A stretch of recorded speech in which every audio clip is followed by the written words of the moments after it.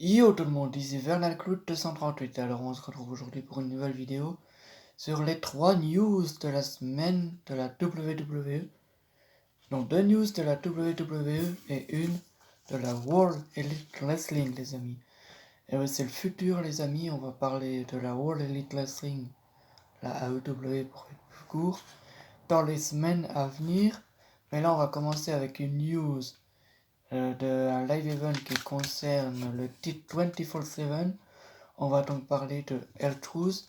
Je précise que ce format-ci est nouveau sur ma chaîne, mais il a déjà été fait sur les chaînes de Catch Club ou encore de Axel et Aurélien de WWE Fan France. Donc c'est parti. R-Truth. Lors du live event de la WWE à Shanghai, ce samedi, lors de la tournée en Asie, R-Truth, excusez-moi, est devenu le champion 24/7 pour la 18e fois de sa carrière, mesdames et messieurs. Le scénario fut identique à celui que s'est déroulé aux Philippines. EC3, notre ami EC3 qui combat dans les live events, mais on l'a plus vu à la télé. La dernière fois qu'on a vu EC3, c'était au live event de Bruxelles, il a fait face à Titus O'Neill, a remporté le titre 24/7 pour la 3e fois de sa carrière avant d'être dérobé par R-Truth avant la fin de la soirée. Et voilà les amis, qui signifie que R-Truth est toujours et sera notre champion 24/7, ce qui n'est pas plus mal parce que il joue bien la comédie quoi. Donc voilà, c'était la première news les amis. J'ai une news qui concerne Goldberg et Dolph Ziggler les amis, et oui parce que la rivalité ne semble pas être finie d'après les sites américains. Et une news qui concerne la World Elite Wrestling, la AEW les amis. Donc voilà, c'est le futur de la chaîne, c'est la AEW. Donc excusez-moi. Donc voilà quoi. En ce qui concerne les prochaines vidéos, le week-end du 5, on va chez Matrix et on va faire le prank qu'ils nous ont prévu de faire. Donc voilà. Bon, on poursuit la vidéo. Goldberg confronte Dolph Ziggler, excusez-moi. Il semblerait que la rivalité opposant le WWE Hall of Fame Goldberg à Dolph Ziggler n'est pas terminée. L'ancien champion universel d'une altercation entre lui et Ziggler qui a eu lieu dans le restaurant Andiamo Italien Steakhouse, désolé pour la prononciation, à Las Vegas. Il semblerait que Roy Nelson et Eric Anders MMA séparent les deux catcheurs. Et que Eric Anders de l'UFC était également présent.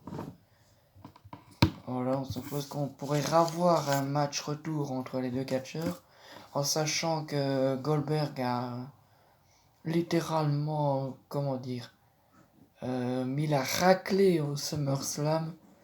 Deux spears, un jackhammer, le gars il était complètement KO. Le match a duré moins de 3 minutes. Bon, on va voir si les officiels nous donnent un match de retour. Mais là on connaît déjà le résultat. Donc voilà. J'espère juste qu'il va donner un peu plus longtemps que le SummerSlam.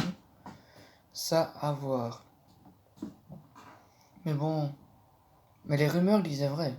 Concernant Bray Wyatt, Finn et le champion universel Seth Rollins, les rumeurs disaient vrai les amis. Ils ont bien un match entre les deux à Hell in a Cell, dans un match en cage. Non, Hell in a Cell match je crois. Pour le titre universel. Et on a eu la petite surprise de Brock Lesnar. Une news en plus. Voilà, donc Lesnar a fait son retour à SmackDown. Lesnar, c'est pas n'importe qui, il faut quand même avoir du gros pognon pour le ramener. Donc voilà quoi. Donc Lesnar, c'est Lesnar. Qu'on s'en moque un peu, mais bon. Ce qu'il va faire, alors, je parie qu'il va gagner le titre face à Kofi Kingston. Et on ne le verra plus comme aux autres précédents pendant un an ou deux. il viendra plus combattre. Mais bon, ça à voir. On va passer à la news suivante qui conseille le futur de cette chaîne, les amis. Et oui, si c'est en tendance, il faut suivre les tendances. Donc on va parler de la AEW. Le vice-président exécutif de la AEW, Cody Rhodes, ancienne star de la WWE, s'est récemment entretenu avec le IGN au sujet des débuts de la AEW sur TNT. Et oui, les amis, on rappelle que la AEW va avoir son premier show hebdomadaire dans pas longtemps, qui s'appellera Dynamite. Donc voilà, ça annonce un grand programme aussi, surtout ça sera le mercredi en même temps que NXT. NXT d'ailleurs qui est son premier show télévisé aussi, qui a fait des audiences qui ont augmenté. Donc voilà quoi, mais le show je l'ai pas regardé mais apparemment il est bien. Ceux qui l'ont regardé, dites-moi ce que vous en avez pensé. Mais bon, on continue. Sans préciser que cela concerne directement Dynamite, on vient d'en parler, le show principal hebdomadaire de la AEW. Cody explique que cette troisième heure, et oui les amis, ça sera pas 2 mais 3 heures, que cette troisième heure de contenu sera probablement diffusée sur BIR, sûrement une chaîne américaine, live et non TNT.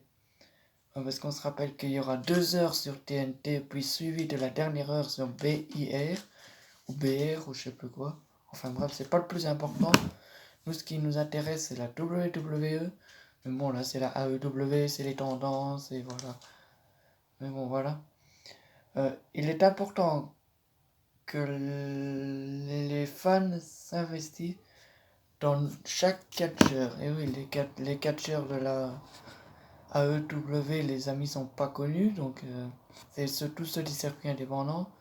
Genre comme la Dragon Gate, la Ring of Honor, la AAA au Mexique, peut-être la FFCP en France, on sait pas.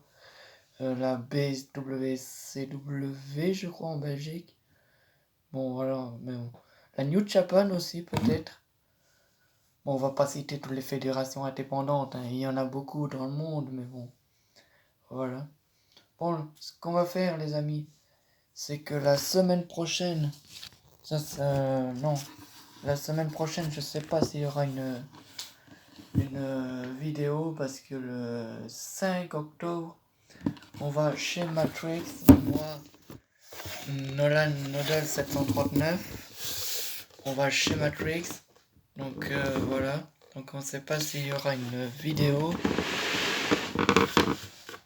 Donc on va voir. Mais on fera quand même le prank qu'ils m'ont prévu de faire. Donc j'ai hâte de savoir ce que c'est. Même si connaissant Matrix, je sais déjà que ça va être quelque chose de physique, les amis. Bon, vous allez me voir transpirer, mais bon, ça on le sait bien. Hein. Donc le prank sera diffusé, si je dis pas de bêtises, sur la chaîne commun Banova 7134 et peut-être sur ma chaîne aussi.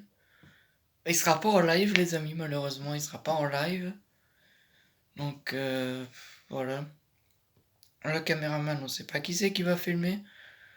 Donc on va organiser tout ça et on vous dit quoi. Donc on ira et on fera une autre sortie de bowling le 3 octobre, les amis. Parce que là, on sait pas non plus si on vous a filmé, même si on vous a promis une vidéo bowling. On sait pas si on va filmer. Enfin, je pense pas. Je sais pas. Parce qu'il y aura... Enfin quoi. Et... On va voir la suite des vidéos, mais normalement ça devrait rester les mêmes sur ma chaîne. À part ce petit nouveau format là que je vous ai fait pour changer un peu. Mais bon, voilà, on va voir. Je vais essayer peut-être de contacter quelques catcheurs français pour avoir des interviews avec. Là, ça peut être pas mal. Ou belges. Dites-moi ce que vous en pensez dans les commentaires.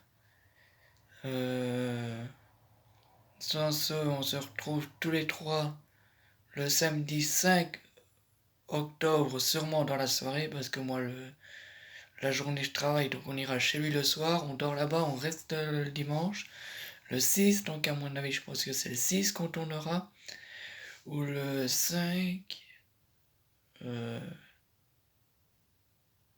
Enfin bref, vous verrez quand la vidéo sera sortie. N'hésitez pas à mettre la cloche des notifications pour recevoir plus de vidéos. Allez vous abonner à Banova7134 et la chaîne de mon concurrent qui est aussi un très bon ami, Nolan Nodal 739. Salut, c'était moi.